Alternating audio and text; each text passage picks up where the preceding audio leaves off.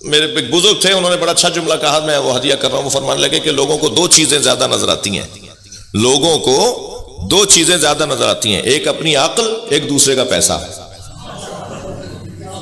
इनसे ज्यादा समझदार कोई नहीं है और उनके पास पैसा बहुत है। भैया आपका क्या मतलब कि उनके पास पैसा बहुत है? हमारे साथ बड़ा मसला है। एक साहब मुझसे कहने लगे, मौलाना आप फलां के यहां गए थे? मैंने कहा जी गया था। वो तो रिश्वत लेते हैं। तो मैंने कहा तनख्वाह भी लेते हैं या नहीं? कहले हाँ तनख्वाह भी लेते हैं। मैंने कहा मैंने तनख्वाह के पैसों से खाना खाया है। भैया आपका क्या मतलब है कि वो रिश्वत लेते हैं? सलवात पढ़ने जरा मोहम्मद वाले मोहम्मद। अल्लाह उन्हें हिदायत दे, अल्लाह उन्हें नेकी से नवाजे, अल्लाह उनको इन बुराइयों से बचाए, मगर कोई मुस्बत पहलू भी तो होगा किसी में। मैं इन बच्चों से एक और नसीहत करूंगा, किसी से नफरत नहीं करो, किसी सुन्नी से नफरत नहीं करो, किसी हिंदू से नफरत नहीं करो, किसी ईसाई से नफरत नहीं करो। नफरत करने वाला अली के दरवाजे का बंदा नहीं है। प्यार बांटने वाला, मोहब्बतें बांटो, अच्छाइयां देखो, मुस्बत चीजें देखो। भाई बरेलवी भाइयों में अच्छाइयां भी तो हैं, देवबंदी भाइयों में अच्छाइयां भी तो हैं। मैं उनसे कहता हूं शियों में कोई अच्छाई भी तो होगी। तुम अच्छाइयां देखो, बुराइयां नहीं देखो। एक नबी ने अपने हवारियों से, यानी अपने उम्मतियों के, कोई उम्मत में से कुछ लोगों से एक कुत्ते की तरफ इशारा करके कहा, इसमें कोई अच्छी चीज नजर आ रही है? उसके अंदर कीड़े उठ रहे थे, वो जो है वो जख्मी था, उसकी बहुत बुरी हालत थी। तो सबने कहा नहीं जी कोई चीज अच्छी नजर नहीं आ रही है। हजरत फरमाया तुम्हें इसके चमकते हुए दांत नजर नहीं आ रहे? कोई अच्छी चीज तो ढूंढ लो किसी के अंदर।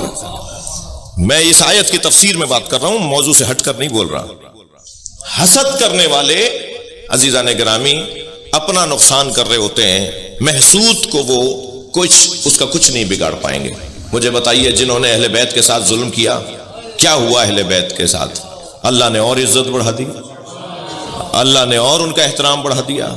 वो जैसे जैसे जुल्म का शिकार होते चले गए, ऐसे ऐसे माशरे पर हाकिम बनते चले गए।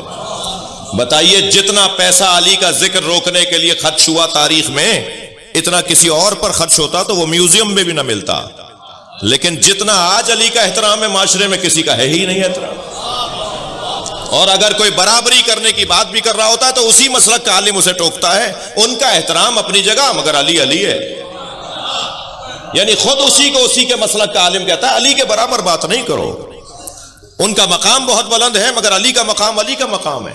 तो वो जो चाहूंगा, नबी ने एक सफर में किसी से खजूरें उसने खिलाई नबी को। सरकार ने खजूरें खा के फरमाया जब मदीने आओगे तो मैं भी तुम्हें खजूरें दूंगा।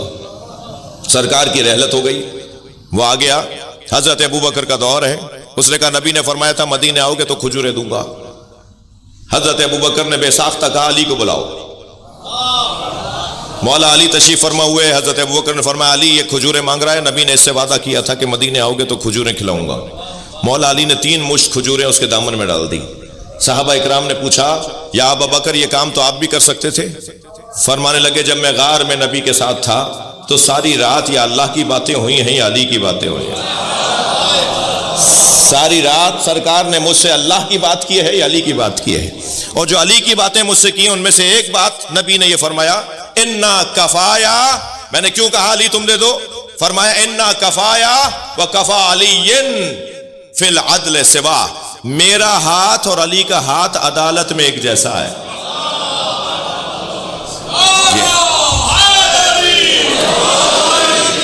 अजीजो हसद, खबरदार बच्चों से अर्ज कर रहा हूं, हसद किसी से नहीं करो। यह वो बीमारी है जो अहले बैत के दुश्मनों में पाई जाती है, अहले बैत के चाहने वालों में नहीं होनी चाहिए। इसलिए कि अहले बैत के साथ हसद की बुनियाद पर इस आयत की तफसीर में मौला अली ने फरमाया कि हमारे साथ ऐसा हुआ है। मोहब्बत कैसे किसी की हासिल की जाए? मोहब्बत कैसे किसी की हासिल की जाए? सूरह यूसुफ में हजरत यूसुफ के भाइयों ने बाबा की मोहब्बत हासिल करने का एक तरीका अपनाया है। और कुरान सूरह मुबारक निसा में अल्लाह ने मोहब्बत हासिल करने का एक और तरीका बताया है। हमारे माशरे में जो ज्यादातर चीज राइज है वो हजरत यूसुफ के भाइयों वाली राइज है, जबकि होना चाहिए जो अल्लाह ने नुस्खा बताया है दोनों कुरान की आयतें। सूरह यूसुफ